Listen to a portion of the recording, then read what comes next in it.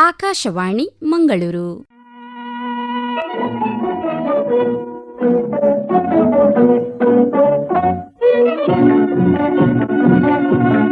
ಯುವವಾಣಿ.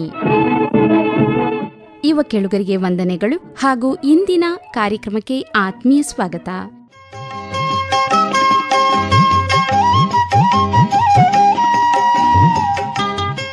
ಇಂದಿನ ಯುವವಾಣಿ ಕಾರ್ಯಕ್ರಮದಲ್ಲಿ ಕೇಳುಗರೆ, ಇಂದು ವಿಶ್ವ ORS ದಿನ. ಆ ಪ್ರಯುಕ್ತ father Muller college of nursing Mangaluru ಇಲ್ಲಿನ ವಿದ್ಯಾರ್ಥಿಗಳೊಂದಿಗೆ ವಿಶ್ವ ORS ದಿನದ ಕುರಿತಾಗಿ ಸಂವಾದದಲ್ಲಿ ಭಾಗವಹಿಸುವವರು ರಿಷಲ್ ಮಸ್ಕರೆನ್ನೆಸ್, ವೈಷ್ಣವಿ ವೆಲ್ರನ್ ಮೊಂತೆರೋ, ಪ್ರೊಫೆಸರ್ ವಿಲ್ಮಾ ಶಾಲಿನಿ ನೊರೊನ್ನ ಹಾಗೂ ಸಿಸ್ಟರ್ ಲವಿಟಾ ಪ್ರಿಯಾ ಡಯಸ್. ಎಲ್ಲರಿಗೂ ಶುಭ ನಮಸ್ಕಾರಗಳು. ಇಂದಿನ ಮಕ್ಕಳೇ ಮುಂದಿನ ಜನಾಂಗ. ಆದರೆ ಈ ಮಕ್ಕಳನ್ನು ಪೋಷಿಸುವುದು, ರಕ್ಷಿಸುವುದು ಹಾಗೂ ಸರಿಯಾದ ರೀತಿಯಲ್ಲಿ ಮಾರ್ಗದರ್ಶನವನ್ನು ನೀಡುವುದು ನಮ್ಮೆಲ್ಲರ ಕರ್ತವ್ಯವಾಗಿದೆ.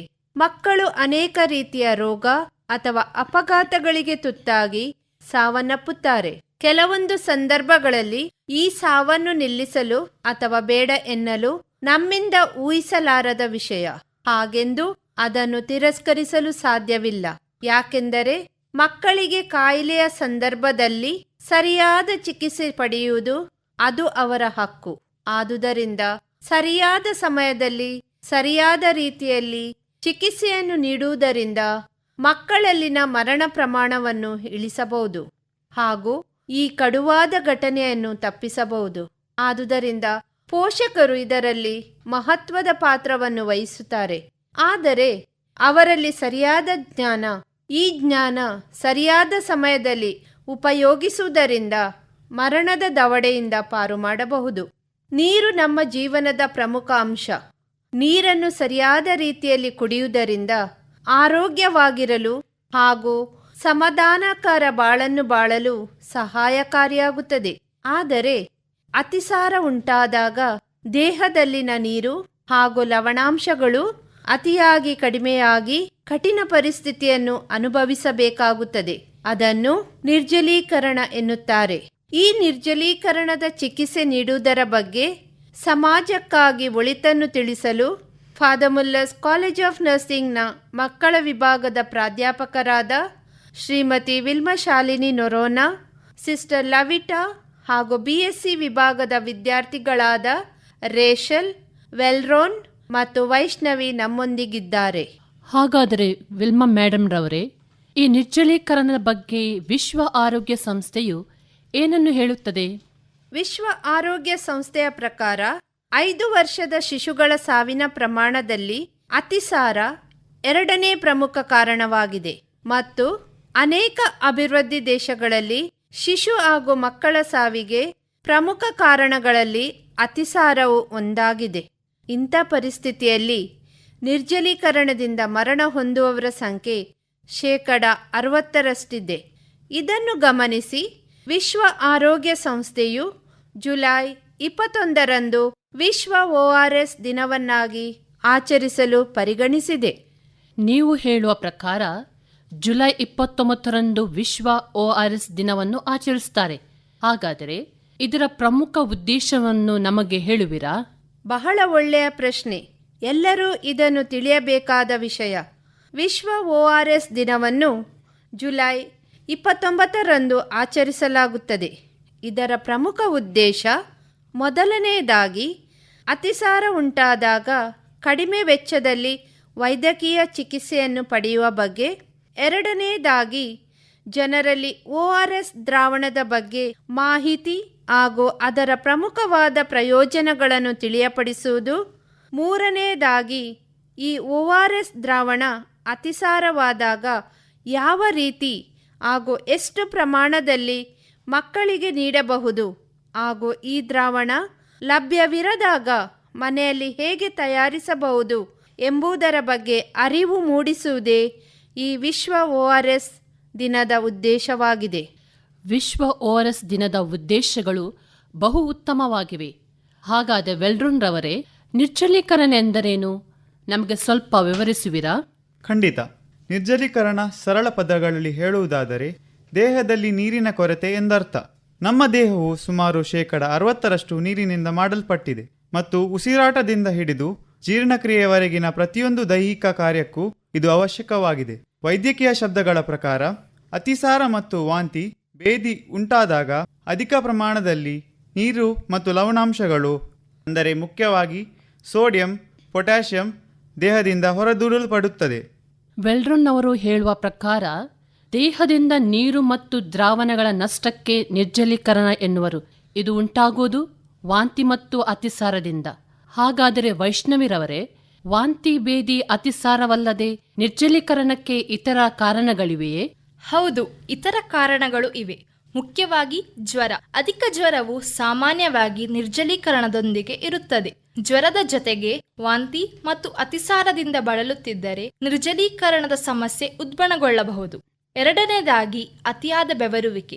ಬೆವರುವುದು ದೇಹವು ವಿಷವನ್ನು ಹೊರಹಾಕುವುದರೊಂದಿಗೆ ನೀರನ್ನು ಕಳೆದುಕೊಳ್ಳುವ ಇನ್ನೊಂದು ವಿಧಾನವಾಗಿದೆ. ಕಳೆದು ಹೋದ ದ್ರವವನ್ನು ಬದಲಿಸಲು ಸಾಕಷ್ಟು ನೀರು ಕುಡಿಯದಿದ್ದರೆ ನಿರ್ಜಲೀಕರಣ ಉಂಟಾಗುತ್ತದೆ. ಮೂರನೆಯದಾಗಿ ಅತಿಯಾದ ಮೂತ್ರ ವಿಸರ್ಜನೆ. ಅನಿಯಂತ್ರಿತ ಅಥವಾ ನಿರ್ಣಯ ಮಾಡದ ಮಧುಮೇಹವು ಮೂತ್ರ ವಿಸರ್ಜನೆಯ ಆವರ್ತನದ ಹೆಚ್ಚಳಕ್ಕೆ ಕಾರಣವಾಗಬಹುದು. ಇದು ದೇಹವು ಹೊರಹಾಕಬೇಕಾದರೆ ದ್ರವಕ್ಕಿಂತ ಹೆಚ್ಚಿನ ದ್ರವದ ನಷ್ಟಕ್ಕೆ ಕಾರಣವಾಗುತ್ತದೆ. ಮಕ್ಕಳಲ್ಲಿ ನಿರ್ಜಲೀಕರಣವು ಸಾಮಾನ್ಯವಾಗಿ ದೊಡ್ಡ ಪ್ರಮಾಣದ ದ್ರವವನ್ನು ಕಳೆದುಕೊಳ್ಳುವುದರಿಂದ ಮತ್ತು ನಷ್ಟವನ್ನು ಬದಲಿಸಲು ಸಾಕಷ್ಟು ನೀರು ಕುಡಿಯದಿರುವುದರಿಂದ ಉಂಟಾಗುತ್ತದೆ. ಅನಾರೋಗ್ಯಕ್ಕೆ ಒಳಗಾದ ಕೆಲವೇ ಗಂಟೆಗಳ ನಂತರ ಶಿಶುವು ನಿರ್ಜಲೀಕರಣಗೊಳ್ಳಬಹುದು. ಪ್ರಪಂಚಾದ್ಯಂತ ಶಿಶುಗಳ ಅನಾರೋಗ್ಯ ಮತ್ತು ಸಾವಿಗೆ ನಿರ್ಜಲೀಕರಣವು ಪ್ರಮುಖ ಕಾರಣವಾಗಿದೆ. ರಿಷಲ್ ರವರೇ, ಈ ಎಲ್ಲ ಕಾರಣಗಳಿಂದ ನಿರ್ಜಲೀಕರಣವಾದಾಗ ಆಸ್ಪತ್ರೆಯಲ್ಲಿ ದಾಖಲಿಸುವುದು ಮತ್ತು ಚಿಕಿತ್ಸೆ ನೀಡುವುದು ಅವಶ್ಯಕವೇ? ಹೌದು, ಇದು ನಿರ್ಜಲೀಕರಣದ ತೀವ್ರತೆ ಮೇಲೆ ಹೊಂದಿಕೊಂಡಿರುತ್ತದೆ.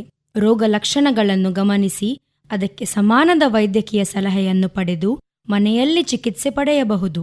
ಸೌಮ್ಯ ಮತ್ತು ಸಾಧಾರಣ ನಿರ್ಜಲೀಕರಣವನ್ನು ಅದರ ಲಕ್ಷಣಗಳನ್ನು ಗಮನಿಸಿ ಅದಕ್ಕೆ ಸಮಾನದ ವೈದ್ಯಕೀಯ ಸಲಹೆಯನ್ನು ಪಡೆದು ಮನೆಯಲ್ಲಿ ಚಿಕಿತ್ಸೆಯನ್ನು ಪಡೆಯಬಹುದು.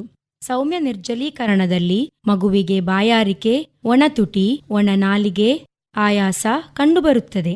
ಸಾಧಾರಣ ನಿರ್ಜಲೀಕರಣದಲ್ಲಿ ಕಡಿಮೆ ಮೂತ್ರ ವಿಸರ್ಜನೆ, ಒಣಚರ್ಮ, ತಲೆನೋವು, ಆಯಾಸ, ಆಲಸ್ಯ, ಬಾಯಾರಿಕೆ ಮುಂತಾದವುಗಳನ್ನು ಗಮನಿಸಬೇಕು ಮತ್ತು ಚಿಕಿತ್ಸೆಯನ್ನು ಮನೆಯಲ್ಲಿ ORS ಮೂಲಕ ನೀಡಬೇಕು. ತೀವ್ರ ಸ್ವರೂಪದ ನಿರ್ಜಲೀಕರಣದಲ್ಲಿ ಸೌಮ್ಯ ಹಾಗೂ ಸಾಧಾರಣ ನಿರ್ಜಲೀಕರಣದ ಲಕ್ಷಣಗಳಲ್ಲದೆ ಇತರ ಲಕ್ಷಣಗಳು, ಅಂದರೆ ಉಬ್ಬಿದ ಹೊಟ್ಟೆ, ವೇಗದ ದುರ್ಬಲ ನಾಡಿ ಬಡಿತ, ಕೈ ಮತ್ತು ಕಾಲುಗಳಲ್ಲಿ ಸೆಳೆತ, ತಲೆ ತಿರುಗುವುದು, ಮೂರ್ಛೆ ಹೋಗುವುದು, ಮುಳುಗಿದ ಕಣ್ಣುಗಳು, ಗುಳಿ ಬಿದ್ದ ನೆತ್ತಿ, ಮೂತ್ರ ವಿಸರ್ಜಿಸಲು ಸಾಧ್ಯವಾಗದಿರುವುದು ಮುಂತಾದವುಗಳು ಇದ್ದಲ್ಲಿ ಆಸ್ಪತ್ರೆ ಅಥವಾ ಆರೋಗ್ಯ ಕೇಂದ್ರಗಳಲ್ಲಿ ಚಿಕಿತ್ಸೆಯನ್ನು ನೀಡಬೇಕಾಗುತ್ತದೆ. ಇಲ್ಲಿ ದ್ರವ ಮತ್ತು ಲವಣಾಂಶಗಳನ್ನು ರಕ್ತನಾಳಗಳ ಮೂಲಕ ವೈದ್ಯರ ಸಲಹೆಯಂತೆ ನೀಡಬೇಕಾಗುತ್ತದೆ. ಹೆಚ್ಚಾಗಿ ಅತಿಸಾರವು ನಿರ್ಜಲೀಕರಣದಿಂದ ಮಗುವನ್ನು ಕೊಲ್ಲುತ್ತದೆ. ಅಂದರೆ ಮಗುವಿನ ದೇಹದಿಂದ ಹೆಚ್ಚು ದ್ರವವನ್ನು ಹೊರಹಾಕುತ್ತದೆ. ಆದ್ದರಿಂದ ಅತಿಸಾರ ಪ್ರಾರಂಭವಾದ ತಕ್ಷಣ ಕಳೆದು ಹೋದ ದ್ರವವನ್ನು ಬದಲಿಸಲು ಮಗುವಿಗೆ ಹೆಚ್ಚುವರಿ ಪಾನೀಯಗಳನ್ನು ನೀಡುವುದು ಅತ್ಯಗತ್ಯ. ಮೌಖಿಕ ಪುನರ್ಜಲೀಕರಣ ಚಿಕಿತ್ಸೆ ಅಥವಾ ORT ಅತಿಸಾರದಿಂದ ಉಂಟಾಗುವ ನಿರ್ಜಲೀಕರಣದ ಚಿಕಿತ್ಸೆಗೆ ಅಗ್ಗದ, ಸರಳ ಮತ್ತು ಪರಿಣಾಮಕಾರಿ ಮಾರ್ಗವಾಗಿದೆ. ಅತಿಸಾರ ಸಂಭವಿಸಿದಾಗ ದೇಹದಿಂದ ಅಗತ್ಯವಾದ ದ್ರವಗಳು ಮತ್ತು ಲವಣಗಳು ಕಳೆದು ಹೋಗುತ್ತವೆ. ಅಭಿವೃದ್ಧಿಶೀಲ ರಾಷ್ಟ್ರಗಳಲ್ಲಿ ಅತಿಸಾರದಿಂದ ಪ್ರತಿ ವರ್ಷ ಸಾಯುವ ಲಕ್ಷಾಂತರ ಮಕ್ಕಳಲ್ಲಿ ಅನೇಕರನ್ನು ತಕ್ಷಣವೇ ORT ನೀಡಿದರೆ ಉಳಿಸಬಹುದು. ಮೌಖಿಕ ಪುನರ್ಜಲೀಕರಣ ಚಿಕಿತ್ಸೆ ಎಂದರೆ ಅತಿಸಾರದ ಪರಿಣಾಮವಾಗಿ ನಿರ್ಜಲೀಕರಣವನ್ನು ತಡೆಗಟ್ಟಲು ಮತ್ತು ಸರಿಪಡಿಸಲು ಬಾಯಿಯ ಮೂಲಕ ದ್ರವವನ್ನು ನೀಡುವುದು. ಈಗ ನೀವು ಹೇಳಿದಾಗೆ ORT ಅಥವಾ ORS ಹಾಗೆಂದರೇನು? ORS ಸಕ್ಕರೆ ಮತ್ತು ಲವಣಗಳೊಂದಿಗೆ ನೀರಿನ ಮಿಶ್ರಣವಾಗಿದೆ. ಕಳೆದು ಹೋದ ಲವಣಗಳನ್ನು ಬದಲಿಸುವ ಮೂಲಕ ನಿಮ್ಮ ದೇಹದಲ್ಲಿ ಲವಣಗಳ ಸಮತೋಲನವನ್ನು ಕಾಪಾಡಿಸಿಕೊಳ್ಳಲು ಇದು ಸಹಾಯ ಮಾಡುತ್ತದೆ.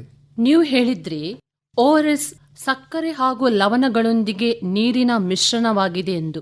ಅದು ನಮ್ಮ ದೇಹದಲ್ಲಿ ಹೇಗೆ ಕೆಲಸ ಮಾಡುತ್ತದೆ? ತೀವ್ರವಾದ ಅತಿಸಾರವು ಸಾಮಾನ್ಯವಾಗಿ ಕೆಲವು ದಿನಗಳವರೆಗೆ ಇರುತ್ತದೆ. ಮೌಖಿಕ ಪುನರ್ಜರೀಕರಣ ಚಿಕಿತ್ಸೆ ಅತಿಸಾರವನ್ನು ನಿಲ್ಲಿಸುವುದಿಲ್ಲ, ಆದರೆ ಇದು ಕಳೆದು ಹೋದ ದ್ರವಗಳು ಮತ್ತು ಅಗತ್ಯ ಲವಣಗಳನ್ನು ಬದಲಿಸುತ್ತದೆ. ಹೀಗಾಗಿ ನಿರ್ಜಲೀಕರಣವನ್ನು ತಡೆಗಟ್ಟುತ್ತದೆ ಅಥವಾ ಚಿಕಿತ್ಸೆ ನೀಡುತ್ತದೆ ಮತ್ತು ಅಪಾಯವನ್ನು ಕಡಿಮೆ ಮಾಡುತ್ತದೆ. ORS ದ್ರಾವಣದಲ್ಲಿರುವ ಸಕ್ಕರೆ ದ್ರವ ಮತ್ತು ಲವಣಗಳನ್ನು ಹೆಚ್ಚು ಪರಿಣಾಮಕಾರಿಯಾಗಿ ಹೀರಿಕೊಳ್ಳಲು ಕರಳುಗಳನ್ನು ಸಶಕ್ತಗೊಳಿಸುತ್ತದೆ. ಮೌಖಿಕ ಪುನರ್ಜಲೀಕರಣ ಚಿಕಿತ್ಸೆ ಮಾತ್ರ 90-95% ತೀವ್ರವಾದ ನೀರಿನ ಅತಿಸಾರದಿಂದ ಬಳಲುತ್ತಿರುವ ರೋಗಿಗಳಿಗೆ ಪರಿಣಾಮಕಾರಿ ಚಿಕಿತ್ಸೆಯಾಗಿದೆ. ಇಲ್ಲಿ ಕಾರಣವನ್ನು ಲೆಕ್ಕಿಸದೆಯೇ ಇದು ಅತ್ಯಂತ ತೀವ್ರವಾದ ಪ್ರಕರಣಗಳನ್ನು ಹೊರತುಪಡಿಸಿ ಎಲ್ಲಾ ಸಂದರ್ಭಗಳಲ್ಲಿ ರಕ್ತನಾಳಗಳ ಮೂಲಕ ನೀಡುವ ಚಿಕಿತ್ಸೆಯನ್ನು ಅನಗತ್ಯವಾಗಿಸುತ್ತದೆ. ಹಾಗಾದರೆ ನೀವು ಹೇಳುವ ಪ್ರಕಾರ ORS ನಲ್ಲಿರುವ ಸಕ್ಕರೆ, ಲವಣ ಮತ್ತು ದ್ರವ ನಮ್ಮ ರಕ್ತನಾಳಕ್ಕೆ ಸೇರಿ ನಮ್ಮನ್ನು ಶಕ್ತಗೊಳಿಸುತ್ತದೆ. ಅಂದ ಮೇಲೆ ವೈಷ್ಣವಿರವರೇ, ಈ ORS ಪ್ಯಾಕೆಟ್ನಲ್ಲಿ ಯಾವ ಯಾವ ಅಂಶಗಳಿವೆ ಹಾಗೂ ಇದನ್ನು ಹೇಗೆ ತಯಾರಿಸಬಹುದು? ನಮಗೆ ಸ್ವಲ್ಪ ಮಾಹಿತಿಯನ್ನು ಕೊಡುವಿರಾ? ಖಂಡಿತವಾಗಿಯೂ. ORS ಪ್ಯಾಕೆಟ್ ದೊಡ್ಡ ಮತ್ತು ಸಣ್ಣ ಗಾತ್ರದಲ್ಲಿ ಔಷಧಿ ಅಂಗಡಿಗಳಲ್ಲಿ ಲಭ್ಯವಿದೆ. ಇದರಲ್ಲಿ glucose, sodium chloride, potassium chloride ಮತ್ತು ಸೋಡಿಯಂ ಸಿಟ್ರೇಟ್ ಮುಂತಾದ ಪದಾರ್ಥಗಳಿವೆ. ಈ ORS ಹೇಗೆ ತಯಾರಿಸಬಹುದೆಂದರೆ, ORS ಪ್ಯಾಕೆಟ್ನ ಅಂಶಗಳನ್ನು ಸ್ವಚ್ಛವಾದ ಪಾತ್ರೆಯಲ್ಲಿ ಹಾಕಿ ಮಾರ್ಗಸೂಚಿಗಳಿಗಾಗಿ ಪ್ಯಾಕೆಟ್ ಅನ್ನು ಪರಿಶೀಲಿಸಿ ಮತ್ತು ಸರಿಯಾದ ಪ್ರಮಾಣದ ಶುದ್ಧವಾದ ಕುದಿಸಿ ಆರಿಸಿದ ನೀರಿಗೆ ಸೇರಿಸಿ. ಇದನ್ನು ತಯಾರಿಸುವಾಗ ನೀರನ್ನು ಮಾತ್ರ ಸೇರಿಸಿ ಚೆನ್ನಾಗಿ ಬೆರೆಸಿ ಮತ್ತು ಅದನ್ನು ಸ್ವಚ್ಛವಾದ ಲೋಟ ಅಥವಾ ಚಮಚದಿಂದ ಪ್ರತಿ ಬಾರಿ ವಾಂತಿ ಭೇದಿಯಾದಾಗ ಮಗುವಿಗೆ ಕುಡಿಸಬೇಕು. ಬಾಟಲಿಯನ್ನು ಬಳಸಬೇಡಿ. ನೀರನ್ನು ಸರಿಯಾದ ಪ್ರಮಾಣದಲ್ಲಿ ತೆಗೆದುಕೊಳ್ಳದಿದ್ದರೆ ನೀರು ದೇಹಕ್ಕೆ ಸರಿಯಾದ ಪ್ರಮಾಣದಲ್ಲಿ ದೊರಕುವುದಿಲ್ಲ. ಹಾಗಾದರೆ ಈ ದ್ರಾವಣವನ್ನು ಎಷ್ಟು ಸಲ ಮಗುವಿಗೆ ಕುಡಿಸಬಹುದು? ಇದನ್ನು ಮಗುವಿಗೆ ಬಾಯಾರಿಕೆಯಾದಾಗ ಸಾಧ್ಯವಾದಷ್ಟು ಕುಡಿಯಲು ಪ್ರೋತ್ಸಾಹಿಸಿ. 2 ವರ್ಷಕ್ಕಿಂತ ಕಡಿಮೆ ವಯಸ್ಸಿನ ಮಗುವಿಗೆ ಪ್ರತಿ ಅತಿಸಾರ, ವಾಂತಿ, ಭೇದಿ ಆದ ನಂತರ ಕನಿಷ್ಠ 1/4 ಅರ್ಧ ಲೋಟೆ ಕುಡಿಸಬೇಕು. ಇದರ ಜೊತೆಗೆ ಮಗುವಿಗೆ ಸ್ತನ್ಯಪಾನ ನೀಡಬೇಕು. 2 ವರ್ಷ ಅಥವಾ ಅದಕ್ಕಿಂತ ಹೆಚ್ಚಿನ ವಯಸ್ಸಿನ ಮಗುವಿಗೆ ಪ್ರತಿ ಅತಿಸಾರ, ವಾಂತಿ, ಭೇದಿ ನಂತರ ಕನಿಷ್ಠ 1/2 ಸಂಪೂರ್ಣ ದೊಡ್ಡ ಲೋಟೆಯಿಂದ ORS ಪಾನಿಯನ್ನು ಕುಡಿಸಬೇಕು. ನೀವು ಹೇಳುವ ಪ್ರಕಾರ ದೇಹದಲ್ಲಿ ಉಂಟಾದ ನೀರಿನ ಮತ್ತು ಲವಣಗಳ ನಷ್ಟದ ಮೇಲೆ ಈ ದ್ರಾವಣವನ್ನು ಕೊಡಬೇಕು. ಹಾಗಾದರೆ ರಿಷಲ್ ರವರೇ, ಪಟ್ಟಣ ಮತ್ತು ಪೇಟೆಗಳಲ್ಲಿ ಔಷಧಿ ಅಂಗಡಿಗಳ ಮೂಲಕ ORS ಪ್ಯಾಕೆಟ್ ಲಭ್ಯವಿದೆ, ಅದರ ಉಪಯೋಗ ಪಡೆಯಬಹುದು. ಆದರೆ ಒಂದು ವೇಳೆ ಹಳ್ಳಿಗಳಲ್ಲಿ ಈ ಸೌಲಭ್ಯ ದೊರಕದಿದ್ದಲ್ಲಿ ನಾವು ಏನನ್ನು ಮಾಡಬಹುದು? ಸ್ವಲ್ಪ ವಿವರಿಸುವಿರಾ? ORS ತಯಾರಿಸುವ ಮೊದಲು ಕೈಗಳನ್ನು ಚೆನ್ನಾಗಿ ತೊಳೆಯಬೇಕು. 1 ಲೀಟರ್ ಅಥವಾ 250 ಮಿಲಿಲೀಟರ್ ಪ್ರಮಾಣದ ಕುದಿಸಿ ಆರಿಸಿದ ಶುದ್ಧ ನೀರಿಗೆ 8 ಟೀ ಚಮಚ ಸಕ್ಕರೆ ಮತ್ತು ಅರ್ಧ ಟೀ ಚಮಚ ಉಪ್ಪಿನೊಂದಿಗೆ ತಯಾರಿಸಿದ ಪಾನೀಯವನ್ನು ಮಗುವಿಗೆ ಆಗಾಗ ನೀಡಿ. ಇದನ್ನು ORS ಪ್ಯಾಕೆಟ್ ಲಭ್ಯವಿಲ್ಲದಾಗ ಮಾತ್ರ ಮನೆಯಲ್ಲೇ ತಯಾರಿಸಿ. ಇಲ್ಲದಿದ್ದರೆ ಮೊದಲು ಸೂಚಿಸಿದ ಹಾಗೆ ಕೊಡಬೇಕು. ಸರಿಯಾದ ಪ್ರಮಾಣದಲ್ಲಿ ಮಿಶ್ರಣ ಮಾಡಲು ಬಹಳ ಜಾಗರೂಕರಾಗಿರಿ. ಹೆಚ್ಚು ಸಕ್ಕರೆ ಅತಿಸಾರವನ್ನು ಉಲ್ಬಣಗೊಳಿಸಬಹುದು. ಹೆಚ್ಚು ಉಪ್ಪು ಮಗುವಿಗೆ ತುಂಬಾ ಹಾನಿಕಾರಕವಾಗಿದೆ. ತಯಾರಿಸಿದ ORS ದ್ರಾವಣವನ್ನು ಎಷ್ಟು ಸಮಯದವರೆಗೆ ಇಡಬಹುದು ಹಾಗೂ ಉಪಯೋಗಿಸಬಹುದು? ರೋಗ ಹರಡುವ ಸೂಕ್ಷ್ಮ ಅಣುಜೀವಿಗಳ ಅಪಾಯದಿಂದಾಗಿ ಸಾಮಾನ್ಯವಾಗಿ ತಯಾರಿಸಿದ ದ್ರಾವಣವು ಕೆಡಬಹುದು. ಆದುದರಿಂದ ದ್ರಾವಣವು ಮುಚ್ಚಿಡಬೇಕು ಮತ್ತು 24 ಗಂಟೆಗಳಿಂದ ಹೆಚ್ಚು ಕಾಲ ಇಡಬಾರದು. 24 ಗಂಟೆ ನಂತರ ಪುನಃ ತಾಜಾ ದ್ರಾವಣವನ್ನು ತಯಾರಿಸಬೇಕು. ORSನ ಪ್ಯಾಕೆಟ್ಗಳನ್ನು ಎಚ್ಚರಿಕೆಯಿಂದ ಸಂಗ್ರಹಿಸಬೇಕು ಮತ್ತು 30 ಡಿಗ್ರಿಗಿಂತ ಹೆಚ್ಚಿನ ತಾಪಮಾನದಲ್ಲಿ ಅಥವಾ ಹೆಚ್ಚಿನ ಆರ್ದ್ರತೆಯ ಪರಿಸ್ಥಿತಿಗಳಲ್ಲಿ ಇಡಬಾರದು. ORS ಅನ್ನು ತಯಾರಿಸುವ ಪದಾರ್ಥಗಳನ್ನು ದೊಡ್ಡ ಪ್ರಮಾಣದಲ್ಲಿ ಸಂಗ್ರಹಿಸಿದರೆ ಗ್ಲೂಕೋಸ್ ಅನ್ನು ಉಳಿದ ಒಣ ಪದಾರ್ಥಗಳಿಂದ ಪ್ರತ್ಯೇಕವಾಗಿ ಇಡಬೇಕು. ತಯಾರಿಸುವಾಗ ಪಾತ್ರೆ ಮತ್ತು ಕೈಗಳ ಸ್ವಚ್ಛತೆಯನ್ನು ಕಾಪಾಡಬೇಕು. ORS ಇದು ಕೇವಲ ಮಕ್ಕಳಿಗೆ ಮಾತ್ರವೇ ಅಥವಾ ಬೇರೆಯವರು ಬಳಸಬಹುದಾ? ORS ಸುರಕ್ಷಿತವಾಗಿದೆ ಮತ್ತು ಪರಿಹಾರವನ್ನು ನೀಡುವ ಮೊದಲು ಸರಿಯಾಗಿ ರೋಗಲಕ್ಷಣ ಸಮಸ್ಯೆಗಳನ್ನು ಮತ್ತು ತೀವ್ರತೆಯನ್ನು ಅರಿತು ಅತಿಸಾರ, ವಾಂತಿ, ಭೇದಿಯಿಂದ ಬಳಲುತ್ತಿರುವ ಯಾರಿಗಾದರೂ ಚಿಕಿತ್ಸೆ ನೀಡಲು ಬಳಸಬಹುದು. ವಯಸ್ಕರಿಗೆ ಮಕ್ಕಳಂತೆ ಪುನರ್ಜಲೀಕರಣ ಚಿಕಿತ್ಸೆಯ ಅಗತ್ಯವಿರುತ್ತದೆ. ಆದರೂ ಮಕ್ಕಳು ಯಾವಾಗಲೂ ಬೇಗನೆ ನಿರ್ಜಲೀಕರಣಗೊಳ್ಳುವ ಕಾರಣ ತಕ್ಷಣವೇ ಚಿಕಿತ್ಸೆ ನೀಡಬೇಕು. ORS ನೀಡಿದ ನಂತರವೂ ಮಗುವಿನ ವಾಂತಿ ಕಡಿಮೆ ಆಗದಿದ್ದರೆ ಏನು ಮಾಡಬೇಕು? ವಾಂತಿ ಮಾಡಿದ ನಂತರ ಶಾಲ್ಮೆಯಿಂದ ಸ್ವಲ್ಪ ಸಮಯದ ನಂತರ ಪುನಃ ORS ನೀಡಬೇಕು. ಇದರಿಂದ ಮಗುವು ನಿರ್ಜಲೀಕರಣಗೊಳ್ಳುವುದನ್ನು ತಡೆಯಬಹುದು. ಮತ್ತೆಯೂ ವಾಂತಿ ಬೇದಿ ಉಂಟಾದರೆ ವೈದ್ಯಕೀಯ ಸಲಹೆಯನ್ನು ಪಡೆಯಲು ಹತ್ತಿರದ ಆರೋಗ್ಯ ಕೇಂದ್ರ ಅಥವಾ ಆಸ್ಪತ್ರೆಗೆ ಮುಂದಿನ ಚಿಕಿತ್ಸೆಗಾಗಿ ಮಗುವನ್ನು ಕೊಂಡೊಯ್ಯಬೇಕು. ಈ ORS ಚಿಕಿತ್ಸೆಯ ವೇಳೆಯಲ್ಲಿ ನಾವು ನಮ್ಮ ದೈನಂದಿನ ಆಹಾರ ಪದ್ಧತಿಯನ್ನು ಮುಂದುವರಿಸಬಹುದೇ? ನಿರ್ಜಲೀಕರಣವನ್ನು ಸರಿಪಡಿಸಿದ ನಂತರ ಆಹಾರವನ್ನು ಅಂದರೆ ವಿಶೇಷವಾಗಿ ಸ್ತನ್ಯಪಾನವನ್ನು ಸಣ್ಣ ಮಗುವಿಗೆ ಅಂದರೆ 1 ಅಥವಾ 2 ವರ್ಷದೊಳಗಿನ ಮಕ್ಕಳಿಗೆ ಮುಂದುವರಿಸಬೇಕು. ಇದರಿಂದ ಅತಿಸಾರ ಮುಂದುವರೆದರೂ ಅಥವಾ ಮಗು ವಾಂತಿ ಮಾಡುತ್ತಿದ್ದರೂ ಸಹ ಕೆಲವು ಪೋಷಕಾಂಶಗಳು ದೇಹಕ್ಕೆ ಹೀರಲ್ಪಡುತ್ತವೆ. ಮಗುವಿಗೆ ಘನ ಆಹಾರ ಸಹಿಸಿಕೊಂಡರೆ ಸೂಕ್ತವಾದ ಆಹಾರವನ್ನು ನೀಡಬಹುದು. ಇಲ್ಲದಿದ್ದಲ್ಲಿ ಮಗುವಿಗೆ ಅಪೌಷ್ಟಿಕತೆ ಉಂಟಾಗಬಹುದು. ಅತಿಸಾರದ ತೀವ್ರತೆಯು ಕಡಿಮೆಯಾದ ನಂತರ ಅತಿಸಾರದ ಸಮಯದಲ್ಲಿ ಆದ ನಷ್ಟವನ್ನು ತುಂಬಲು ಮಗುವಿಗೆ ಸಾಮಾನ್ಯಕ್ಕಿಂತ ಹೆಚ್ಚಿನ ಆಹಾರವನ್ನು ಆಗಾಗ ನೀಡಬೇಕು. ಎದೆಹಾಲು ಸುಲಭವಾಗಿ ಜೀರ್ಣವಾಗುವುದರಿಂದ ಸ್ತನ್ಯಪಾನವು ವಿಶೇಷವಾಗಿ ಪ್ರಯೋಜನಕಾರಿಯಾಗಿದೆ. ಇದು ಅತಿಸಾರಕ್ಕೆ ಕಾರಣವಾಗುವ ಸೋಂಕನ್ನು ನಿವಾರಿಸಲು ಸಹಾಯ ಮಾಡುವ ರಕ್ಷಣಾತ್ಮಕ ವಸ್ತುಗಳನ್ನು ಸಹ ಒಳಗೊಂಡಿದೆ. ORS ಲಭ್ಯವಿಲ್ಲದಿದ್ದರೆ ಬೇರೆ ಯಾವ ದ್ರವಗಳನ್ನು ನಾವು ಮಕ್ಕಳಿಗೆ ನೀಡಬಹುದು? ಒಳ್ಳೆಯ ಪ್ರಶ್ನೆ. ಒಂದು ವೇಳೆ ಕೆಲವೊಂದು ಸಂದರ್ಭದಲ್ಲಿ ಹಾಗೂ ಮಗು ಅನಾರೋಗ್ಯ ಕೆಟ್ಟಾಗ ತಾಯಿಯಲ್ಲಿ ತುಂಬಾ ಸಂಶಯಗಳು ಕೂಡುತ್ತವೆ. ಆ ಸಂದರ್ಭದಲ್ಲಿ ಮಗುವಿನ ಸ್ಥಿತಿಯು ಸೌಮ್ಯ ಮಟ್ಟಿಗೆ ನಿರ್ಜಲೀಕರಣವಾದರೆ ಮನೆಯಲ್ಲಿ ದೊರೆತಿರುವ ತೆಂಗಿನ ನೀರು, ಹಕ್ಕಿ ನೀರು, ದಾಲ್ ನೀರು, ಮಜ್ಜಿಗೆ, ತರಕಾರಿ ಸೂಪ್ ಮುಂತಾದವುಗಳನ್ನು ಮಗುವಿಗೆ ನೀಡಬಹುದು. ಇದರಿಂದ ನಿರ್ಜಲೀಕರಣವನ್ನು ಬಗೆಹರಿಸಬಹುದು.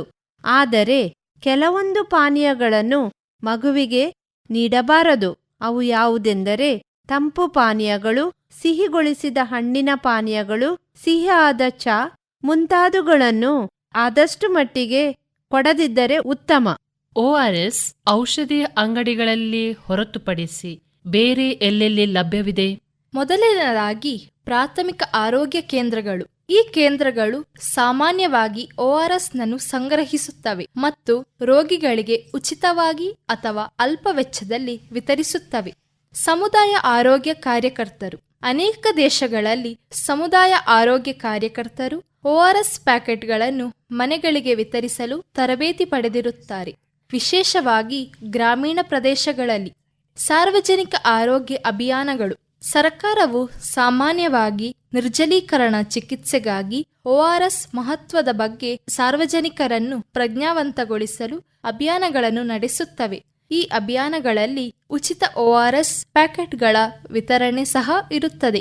ಆಸ್ಪತ್ರೆಗಳು ಮತ್ತು ಕ್ಲಿನಿಕ್ಗಳು. ಸರ್ಕಾರದ ಆಸ್ಪತ್ರೆಗಳು ಮತ್ತು ಕ್ಲಿನಿಕ್ಗಳಲ್ಲಿ ಸಾಮಾನ್ಯವಾಗಿ ಫಾರ್ಮಸಿಗಳು ಮತ್ತು ತುರ್ತು ವಿಭಾಗಗಳಲ್ಲಿ ORS ಲಭ್ಯವಿರುತ್ತದೆ. ಮಾತೃ ಮತ್ತು ಶಿಶು ಆರೋಗ್ಯ ಕಾರ್ಯಕ್ರಮಗಳು. ನಿರ್ಜಲೀಕರಣಕ್ಕೆ ಹೆಚ್ಚು ತುತ್ತಾಗಿರುವ ಚಿಕ್ಕ ಮಕ್ಕಳು ಈ ಪ್ರಮುಖ ಚಿಕಿತ್ಸೆಗೆ ಪ್ರವೇಶ ಪಡೆಯಲು ORS ಸಾಮಾನ್ಯವಾಗಿ ಮಾತೃ ಮತ್ತು ಶಿಶು ಆರೋಗ್ಯ ಕಾರ್ಯಕ್ರಮಗಳಲ್ಲಿ ಸೇರಿಸಲ್ಪಡುತ್ತದೆ. ತುರ್ತು ಪ್ರತಿಕ್ರಿಯೆ.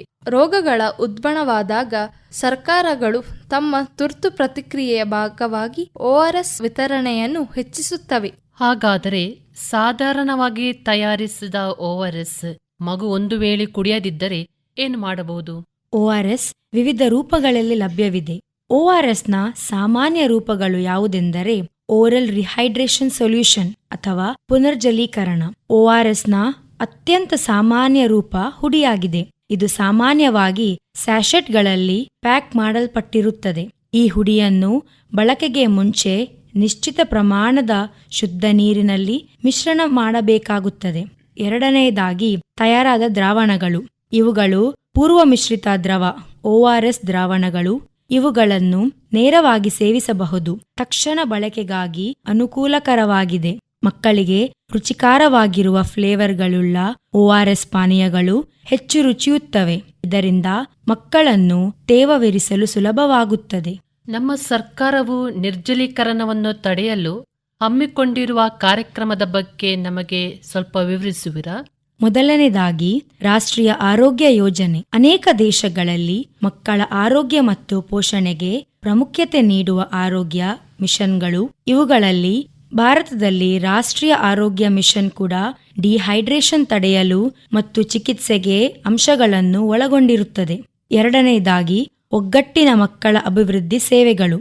ಭಾರತದಲ್ಲಿ ICDS ಮಾದರಿಯ ಕಾರ್ಯಕ್ರಮಗಳು ಮಕ್ಕಳಿಗೆ ಮತ್ತು ತಾಯಿಯರಿಗೆ ಆರೋಗ್ಯ, ಪೋಷಣೆ ಮತ್ತು ಶಿಕ್ಷಣ ಸೇವೆಗಳನ್ನು ಒದಗಿಸುತ್ತವೆ. ಇದರಲ್ಲಿ ಜಠರಾಂತ್ರ ಸೋಂಕಿನಿಂದ ಉಂಟಾಗುವ ಡಿಹೈಡ್ರೇಷನ್ ಚಿಕಿತ್ಸೆಗೆ ORS ಮತ್ತು ಜಿಂಕ್ ಪೂರಕಗಳನ್ನು ವಿತರಿಸುವುದು ಸೇರಿದೆ. ಮೂರನೆಯದಾಗಿ ಸಮುದಾಯ ಆರೋಗ್ಯ ಕಾರ್ಯಕರ್ತರ ಕಾರ್ಯಕ್ರಮಗಳು.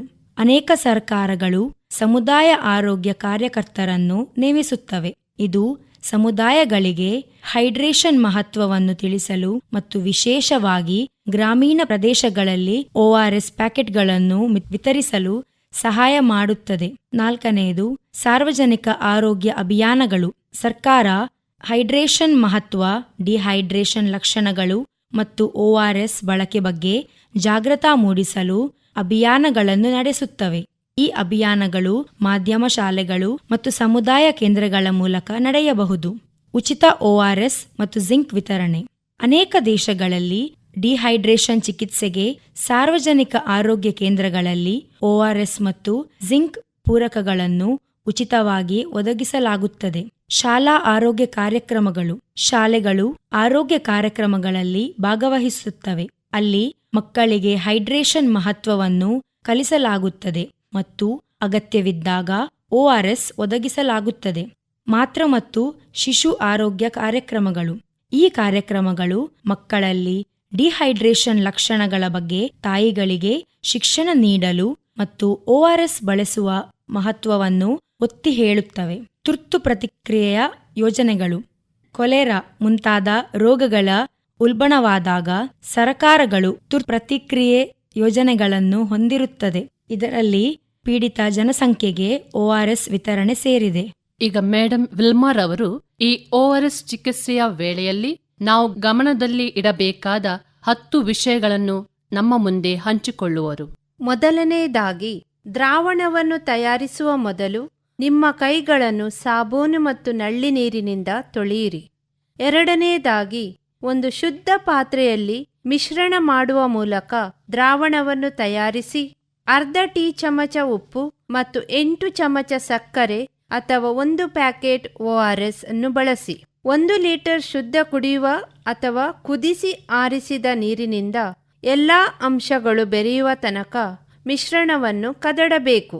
ಮೂರನೆಯದಾಗಿ, ದ್ರಾವಣವನ್ನು ಕುಡಿಸುವ ಮೊದಲು ನಿಮ್ಮ ಕೈಗಳನ್ನು ಮತ್ತು ಮಗುವಿನ ಕೈಗಳನ್ನು ಸಾಬೂನು ಮತ್ತು ನಲ್ಲಿ ನೀರಿನಿಂದ ತೊಳೆಯಬೇಕು. ಅನಾರೋಗ್ಯದ ಮಗುವಿಗೆ ಅಗತ್ಯವಿರುವಷ್ಟು ORS ದ್ರಾವಣವನ್ನು ಆಗಾಗ ಸಣ್ಣ ಪ್ರಮಾಣದಲ್ಲಿ ನೀಡಬೇಕು. ಮಗುವಿಗೆ ಪರ್ಯಾಯವಾಗಿ ಇತರ ದ್ರಾವಣಗಳನ್ನು ನೀಡಬಹುದು. ಉದಾಹರಣೆಗೆ ಎದೆಹಾಲು ಮತ್ತು ಹಣ್ಣಿನ ರಸ. ಮಗುವಿಗೆ 4 ತಿಂಗಳು ಅಥವಾ ಅದಕ್ಕಿಂತ ಹೆಚ್ಚಿನ ವಯಸ್ಸಾಗಿದ್ದರೆ ಘನವಸ್ತುಗಳನ್ನು ನೀಡುವುದನ್ನು ಮುಂದುವರಿಸಿ. 24 ಗಂಟೆಗಳ ನಂತರವೂ ಮಗುವಿಗೆ ORS ಅಗತ್ಯವಿದ್ದರೆ ತಾಜಾ ORS ದ್ರಾವಣವನ್ನು ತಯಾರಿಸಿ. ಹಾಗೂ ORS ಅತಿಸಾರವನ್ನು ನಿಲ್ಲಿಸುವುದಿಲ್ಲ, ಅದನ್ನು ಗಮನದಲ್ಲಿಟ್ಟುಕೊಳ್ಳುವುದು. ಇದು ದೇಹವನ್ನು ನಿರ್ಜಲೀಕರಣವನ್ನು ತಡೆಯುತ್ತದೆ ಅಷ್ಟೇ. ಮಗುವಿಗೆ ಪ್ರತಿ ಸಾರಿ ವಾಂತಿ, ಅತಿಸಾರ, ಭೇದಿ ಆದರೆ ಮತ್ತೊಮ್ಮೆ ORS ಅನ್ನು ನೀಡಬೇಕು. ಅತಿಸಾರ ಹೆಚ್ಚಾದರೆ ಅಥವಾ ವಾಂತಿ ಮುಂದುವರಿದರೆ ಮಗುವನ್ನು ಆರೋಗ್ಯ ಚಿಕಿತ್ಸಾಲಯಕ್ಕೆ ಕರೆದೊಯ್ಯಬೇಕು. ವಿಶ್ವ ಆರೋಗ್ಯ ಸಂಸ್ಥೆಯು ಆಚರಿಸುವ ಈ ವಿಶ್ವ ORS ದಿನದ ಸಂದರ್ಭದಲ್ಲಿ ನಮ್ಮ ಮಕ್ಕಳನ್ನು ಸರಿಯಾದ ಸಮಯದಲ್ಲಿ ಚಿಕಿತ್ಸೆಯನ್ನು ನೀಡಿ ಅತಿಸಾರದಿಂದ ಆಗುವ ಅಪಾಯ ಹಾಗೂ ಮರಣದ ಪ್ರಮಾಣವನ್ನು ಕಡಿಮೆ ಮಾಡಲು ಒಂದು ಉತ್ತಮ ಹೆಜ್ಜೆ ಹಾಗೂ ನಮ್ಮ ಮುಂದಿನ ಪೀಳಿಗೆಯನ್ನು ಈ ಪ್ರಮುಖ ರೋಗದಿಂದ ಅಥವಾ ಕಾಯಿಲೆಯಿಂದ ರಕ್ಷಿಸಬಹುದು. ದೇಶದ ಸಂಪತ್ತನ್ನು ನಮ್ಮ ಮಕ್ಕಳಿಗೆ ಕಡಿಮೆ ವೆಚ್ಚದಲ್ಲಿ ಚಿಕಿತ್ಸೆಯನ್ನು ಒದಗಿಸಬಹುದು. ಇಷ್ಟು ಸಮಯ ಈ ಆರೋಗ್ಯ ಮಾಹಿತಿಯನ್ನು ನಿಮ್ಮೊಂದಿಗೆ ಹಂಚಿಕೊಳ್ಳಲು ಅವಕಾಶ ನೀಡಿದ ಆಕಾಶವಾಣಿ ಮಂಗಳೂರು ಕದ್ರಿ ಇವರಿಗೆ ಧನ್ಯವಾದಗಳು. ಕೇಳುಗರೆ, ಇಂದು ವಿಶ್ವ ORS ದಿನ. ಆ ಪ್ರಯುಕ್ತ father Muller college of nursing Mangaluru ಇಲ್ಲಿನ ವಿದ್ಯಾರ್ಥಿಗಳೊಂದಿಗೆ ವಿಶ್ವ ORS ದಿನದ ಕುರಿತಾಗಿ ಇದುವರೆಗೆ ಸಂವಾದ ಕೇಳಿದಿರಿ. ಇದು ಇಂದಿನ ಯುವವಾಣಿ. ಮುಂದಿನ ಕಾರ್ಯಕ್ರಮದಲ್ಲಿ ನಿಮ್ಮ ಭೇಟಿ. ನಮಸ್ಕಾರ.